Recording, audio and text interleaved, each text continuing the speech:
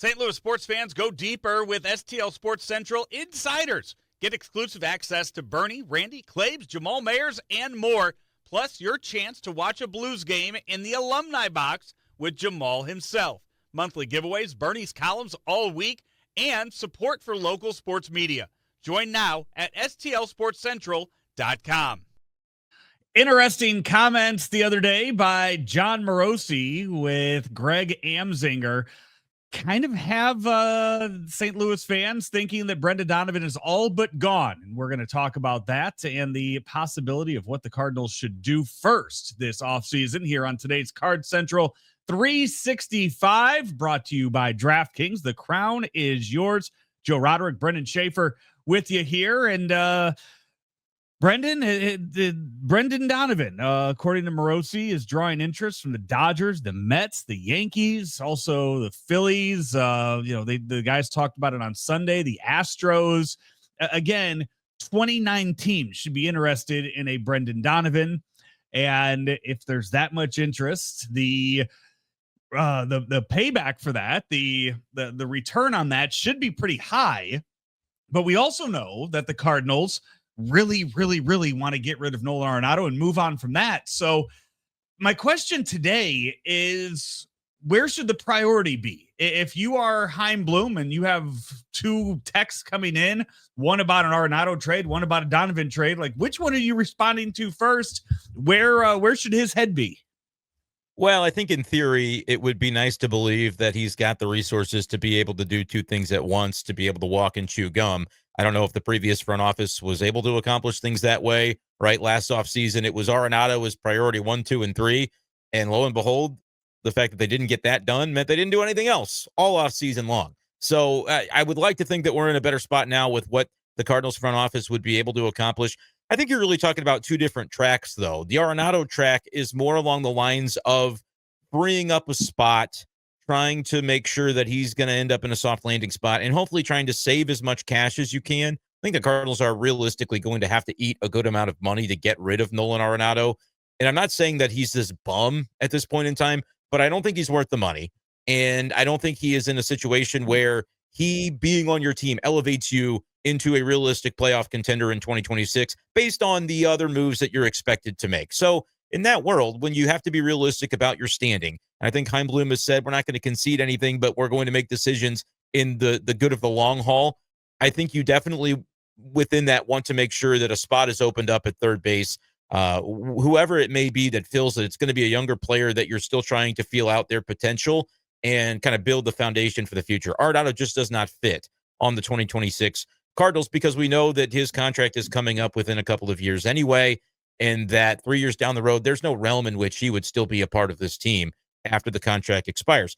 Brendan Donovan, in theory, could still be a part of this team down the road. Now, you would need a contract extension to do it, but he's the type of player that I don't think it's crazy to suggest would be worthwhile to extend. But with where we know the Cardinals to be, there might be more value in moving him. I just think with the two different tracks, though, the immediate motivation probably needs to be to move Nolan Arenado. So playing along with your hypothetical, I think you definitely, if you've got an opportunity to be able to see that through, something the Cardinals have tried to get done for now, going on more than a year since they've been actively trying to move this player.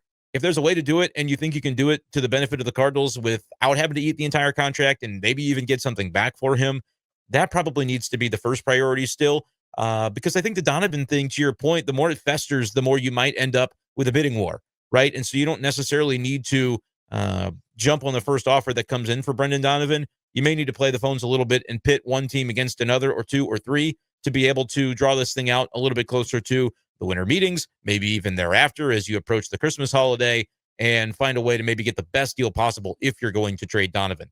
Nato has to be moved. Donovan, I think he's very likely to be moved, but it is still more of a luxury for the Cardinals to be able to maybe pit some offers against one another. And that bidding war that you mentioned that I would assume is going to happen with Brendan Donovan, that's where I kind of think that the priority should be there with Brendan Donovan, because right now we haven't seen any big name free agents go off the block yet. We haven't seen any trades go down yet.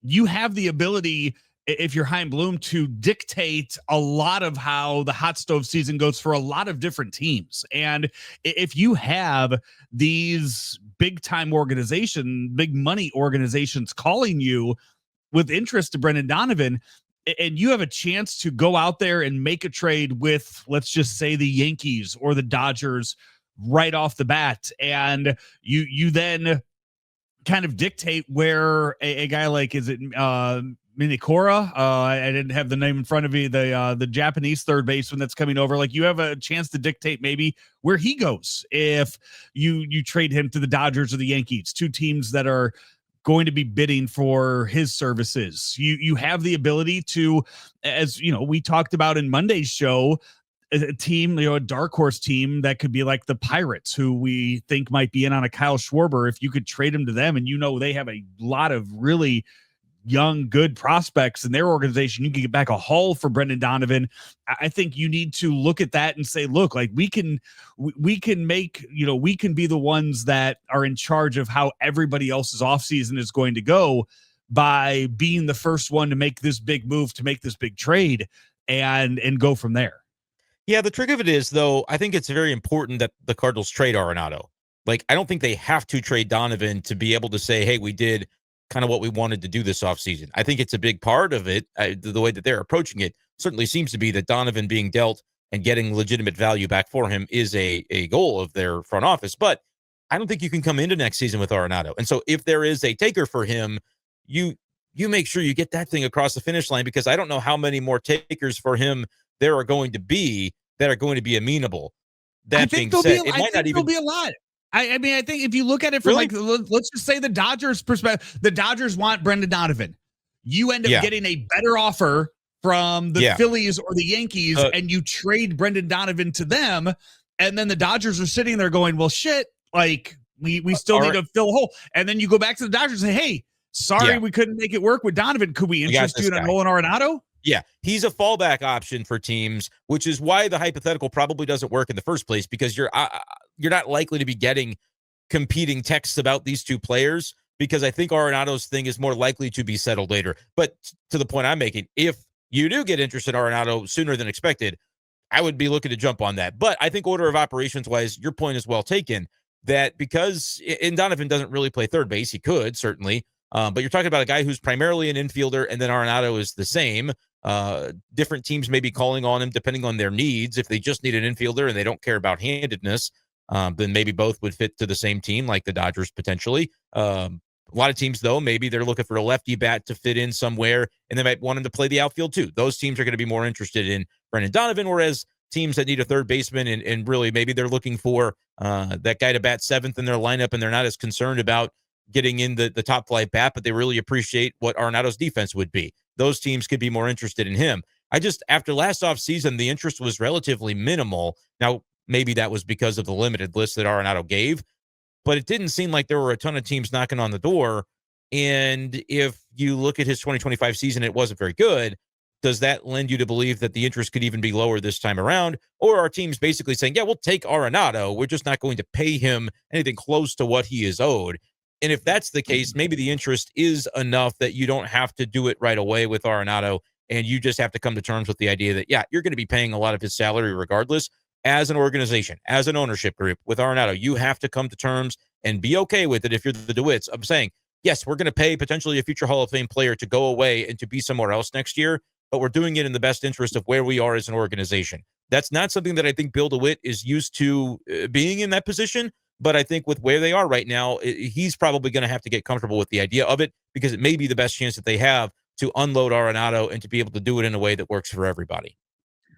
When and if a player like Brendan Donovan gets traded, imagine that some World Series odds might change. And that's something that you can bet on the DraftKings Sportsbook app when it goes live on December 1st here in Missouri. Right now, you can set up that account on the DraftKings Sportsbook app. And when you do, use promo code STL Sports and get $300 in bonus bets when you make that first $5 bet. Again, download the DraftKings Sportsbook app, use code STL Sports, and new Missouri customers sign up today, score $300 in bonus bets when we are live. That's STL Sports as the code. where DraftKings, the crown is yours, in partnership with the DraftKings Sportsbook. Gambling problem? Call 1-800-GAMBLER. 21 and over. Physically present in Missouri. Eligibility and restrictions apply. Subject to regulatory licensing requirements. Bonus bets are non-withdrawable and expire 7 days after issuance. For additional terms and responsible gaming resources, see sportsbook.draftkings.com/promos. Since you loved my first hypothetical so much, Brendan, I will wrap up the show today. And it's going to be a real short hypothetical, a very small one for this. We talk about getting competing texts for a Brendan Donovan, Nolan Arenado trade.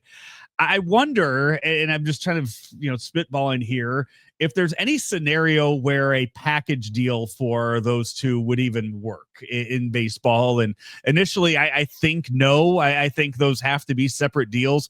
But I know we have talked a lot about kind of packaging guys like a Lars Nootbaar and a Sonny Gray, or, just a pitcher and a hitter to get rid of one of the left-handed bats. I don't see it out there. Is there any scenario you could see where those two going in the same place even makes sense? Not necessarily. Like, it would be difficult to project, because I think when you're talking about teams that are looking to add a bat, they're usually looking to add one bat, right? Like, maybe they need an infielder, or they need an outfielder, or they need a versatile player that could do both. I think for most teams, and we could scan the rosters and maybe come up with a scenario, it would seem like a needle to thread that would be difficult, right? You would be combining the idea of a team that's willing to take on some salary for Arenado with the notion that they have prospects and are willing to give them up for Donovan. You would also look at it on the other side and say, if you're the Cardinals, do you want to dilute the return for Brendan Donovan to kind of save some cash with Arenado? That might be attractive to a team like the Dodgers, right? Where they would say, look, we don't want to give up as many prospects to you, but we have unlimited funds. And so, sure, we'll eat more of an Arenado contract if you give us your Brendan Donovan. The problem with that is that's just not a very good way to build the Cardinals back up. It's a good way to save Bill to win money, but that doesn't help the Cardinals. And I would hate to think, like, if they do go to the same place, it may require the other team also making some moves to get rid of one of their position players. And that's where I say it's difficult to project what that roster could be that needs both.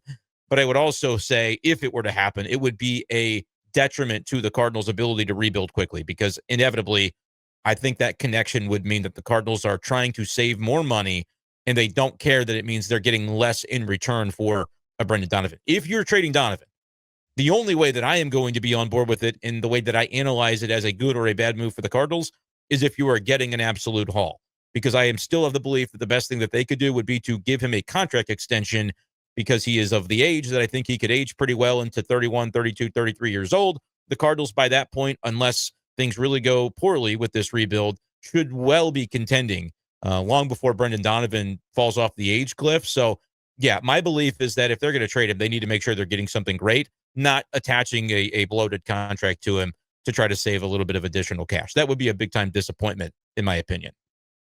We'll talk more hypothetical trades on tomorrow's Card Central 365. A few former Cardinals making news on this Friday. Jake Woodford has signed a minor league deal with the Tampa Bay Rays, and the San Francisco Giants have designated Andrew Kisner for assignment. So two former Cardinals popping up in the news wires today around Major League Baseball. That's going to do it for us today here on Card Central 365. Let us know your thoughts on the priorities of the Arenado and the Donovan trades in the YouTube chats. We check those comments often and reply back to some of them and get involved in the conversation there as well. Until then, he's Brenden Schaeffer. I'm Joe Roderick. We'll talk to you tomorrow.